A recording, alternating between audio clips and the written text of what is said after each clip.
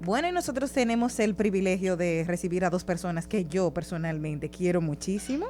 Son Yauribe y también nuestro invitado Víctor Villanueva, que estarán hablando sobre los derechos y prerrogativas de los centros educativos. Muy buenas tardes, Sonia, tu espacio. Buenas tardes todos allá, espero que se encuentren bien, como cada martes estamos aquí presentes. Antes de iniciar la Con una sesión, oficina yo de fiesta, quisiera, Sonja, ¿verdad? perdón, Con una antes de oficina de iniciar el fiesta. segmento, precisamente antes de iniciar el segmento, yo quisiera pues unirme al regocijo que sentimos todos porque nuestra querida Grace realmente se ha constituido en la primera mujer y la segunda secretaria del Tribunal Constitucional. Una excelente elección por parte del Tribunal Constitucional que realmente como su amiga me enorgullece muchísimo, como mujer todavía más, una muchacha preparadísima y sabemos que con tanto talento y tanta entrega Grey va a hacer un trabajo excepcional en el tribunal. Y sí, estamos de fiesta, estamos muy contentos. Pues continuando con nuestro segmento y pidiendo la excusa al doctor Víctor Villanueva, pues le tomó un espacio de su tiempo para esta felicitación. Hoy estamos aquí precisamente, señores, en compañía de un experto. El doctor Villanueva es que el tema que vamos a tratar hoy, como anunció Jenny, son las prerrogativas y los derechos de los centros educativos. Y en este sentido, lo hemos invitado a nuestro estimado Víctor Villanueva, quien, haciendo un breve resumen de su perfil, es abogado, egresado de la Universidad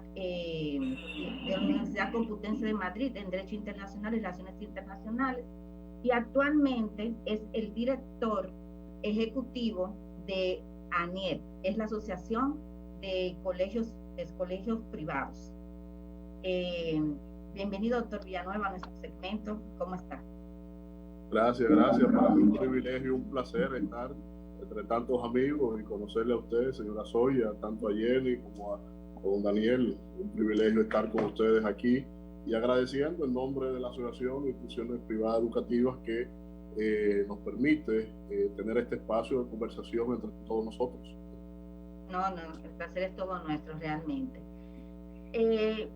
Doctor, nosotros en estos días y las últimas semanas, y por qué no, durante el último año, hemos estado viviendo situaciones diferentes con el tema de los colegios privados, uno producido producto de la pandemia, que han provocado realmente un cambio en cómo nosotros vemos la educación, cómo los padres se han tenido que responder ante tantos retos que se le han presentado. Y también me imagino que los centros educativos pues le ha pasado exactamente lo mismo. Entonces, también esto ha provocado que se hayan tomado ciertas decisiones que nosotros queremos que usted nos comente en el día de hoy. Y nos surge como primera pregunta, es que en virtud de la ley 8600, que regula la tarifa de los colegios privados, ¿cuáles son las prerrogativas que tienen los centros de estudio y cuáles son las que tiene el Estado Dominicano?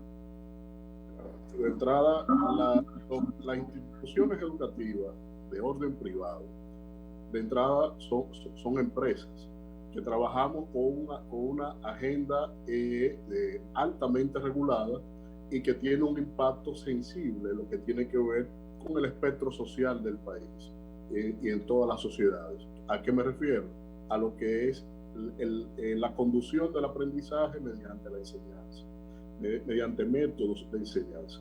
Entonces ya esto nos hace una actividad altamente especializada, debidamente reguladas, y obviamente que el contexto tarifario viene circunscrito a lo que tiene que ver con la oferta curricular que establezca la institución y que así el padre entienda que es, primero, beneficioso para sus hijos, segundo, en tendencia a las creencias propias del nivel o el tipo de enseñanza que pretende sobre sus hijos, y tercero, que esté dentro de la capacidad de pago del propio padre.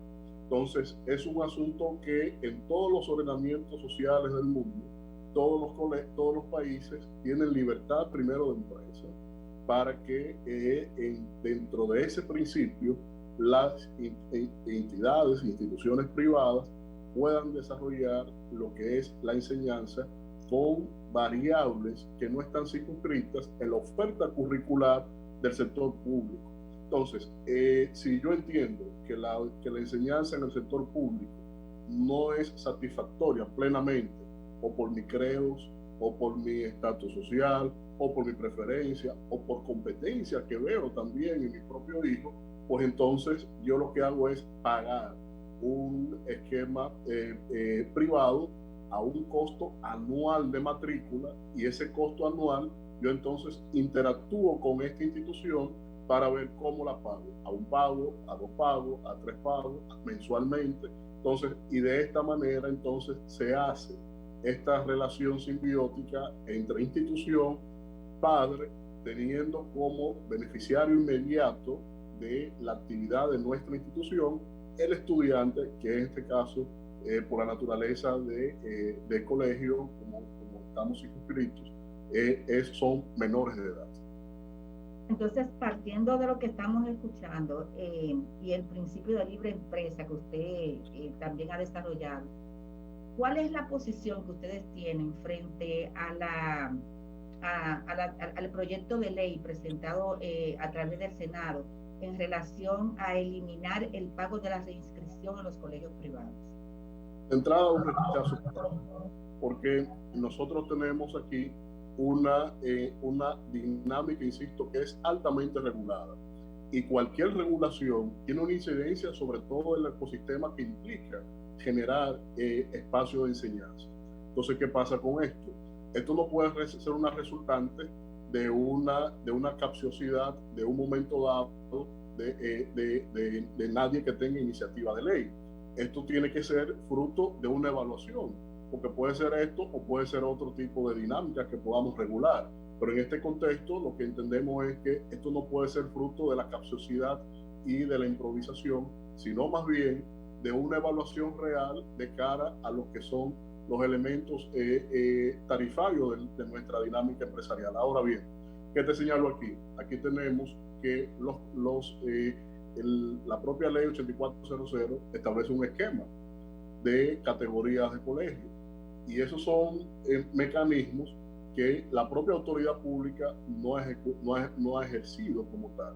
Entonces, y sobre esta base, yo entiendo que antes de estar imponiendo o promoviendo alegatos populares mediante iniciativa de ley, que lo que se traduce para nosotros como una tentativa de cara a una dinámica de libre empresa, que al final y al cabo ni siquiera en observaciones de señalamientos que se han hecho, ni siquiera se toman en cuenta de cara a la construcción o a incidir sobre las dinámicas propias de nuestro sector. Lo otro es en función también al contexto y al momento, porque ¿acaso se entiende que los colegios privados no han pasado por el mismo viacrucis que todos los sectores de la economía? Entonces, si eso es entrar un elemento disociador, perturbador, a un contexto que ya de por sí es sensible. Primero, quiero también señalar que no es que la actividad privada como empresa de colegio es una actividad de amplios márgenes de beneficio, en lo absoluto no lo es. Entonces, cualquier incidencia que vaya directamente a lo que son nuestras vías de financiamiento, que son las matrículas, pues entonces aquí se está agregando un elemento que lo que puede es generar una escalada de condiciones o de situaciones que ya de por sí muchos colegios han ido a la quiebra con el contexto pandémico. Entonces ahora se le está incidiendo sobre un elemento sensible, porque hay algo que no se entiende, y es que los niños están en aula por 10 meses, pero los colegios pagan 12 meses, 13 meses de salario. Los colegios pagan todo el mismo esquema impositivo que cualquier empresa normal. Los colegios pagan todo lo que tiene que ver con el andamiaje, sus préstamos, luz o gastos operativos, impuestos. Entonces, esto no es solamente también a efecto de 10 meses.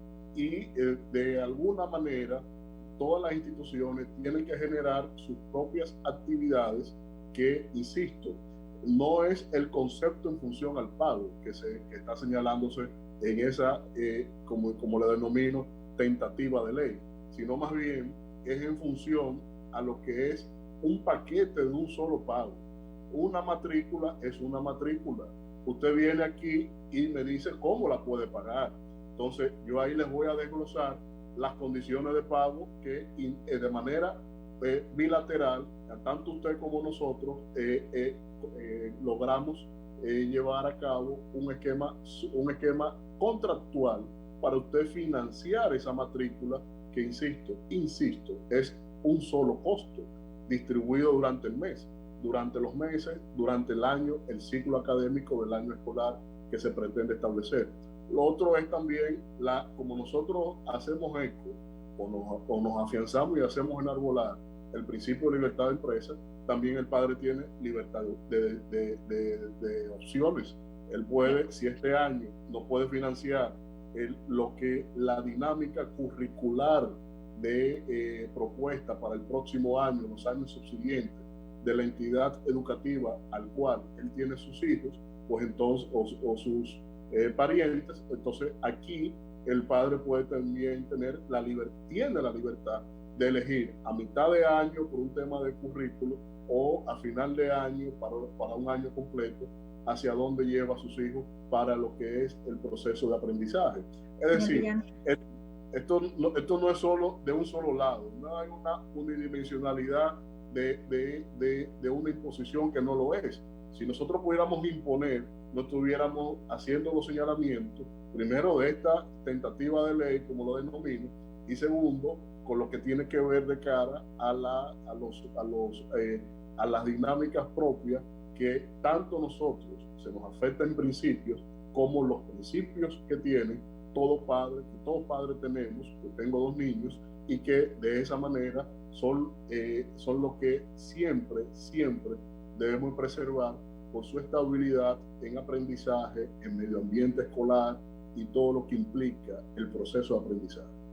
Y en vista de esta, porque realmente no va a faltar tiempo, pero una última pregunta. ¿Se puede excluir a alguna persona del derecho a asistir a recibir docencia por motivos económicos? Es decir, por falta de pago. ¿Se puede hacer eso? Una persona, estamos hablando de niños o de un adulto. Un niño. Los niños, todas las leyes, todas las convenciones internacionales de la UNICEF prohíben taxativamente que el niño le sea interrumpido por factores económicos su dinámica de enseñanza. Ahora, eso es también un enfoque incorrecto de cara a lo que es la dinámica de nuestras instituciones como entidades privadas. ¿A qué me refiero? La relación contractual no es con el niño, es con el padre. Y el padre sí tiene la obligación del padre. Claro, por todo lo que he señalado en términos normativos, el niño ni se entera, lleva su dinámica de aprendizaje estable durante el periodo que le corresponde. Ese es el mandato de ley. Esos son los principios que todos promovemos y que, incluyendo nuestra asociación, nuestras instituciones afiliadas, y que lo que buscamos es esencialmente que eso nunca sea afectado. Ahora, quien sí afecta a que tenga algún tipo de riesgo en el acceso a la enseñanza es el incumplimiento del padre con respecto a su compromiso financiero. Entonces, no es mirar hacia el colegio, es mirar hacia el padre, que deja de pagar la factura del colegio, pero tiene una foto un fin de semana en un resort. Entonces, aquí eso por un tema de comportamiento social, digámoslo así. Entonces, bueno, señor Villanueva, realmente yo, y me excusa porque está interesante el tema, pero realmente el segmento es muy breve y con un invitado como usted se hizo más breve todavía. Le agradecemos muchísimo su asistencia. Estoy a tu disposición. Quisiera volver a invitarle porque quedaron varias preguntas pendientes. Pero no, bueno. Cuando quieran, yo cumplo órdenes y Jenny tiene hasta mis ADN ahí. Bueno, pues gracias por estar con nosotros y gracias a ustedes por escuchar en la tarde de hoy. Adelante, Jenny. Pues muchísimas gracias. Yo feliz y encantada, y nosotros vamos a un cambio comercial ahora, nuestros compromisos, pero muchísimas gracias Sonia, que estuvo con nosotras, y también al doctor Víctor Villanueva de la Asociación de Instituciones Educativas, que estuvieron hablando con nosotros sobre los derechos y prerrogativas de los centros educativos. Estás escuchando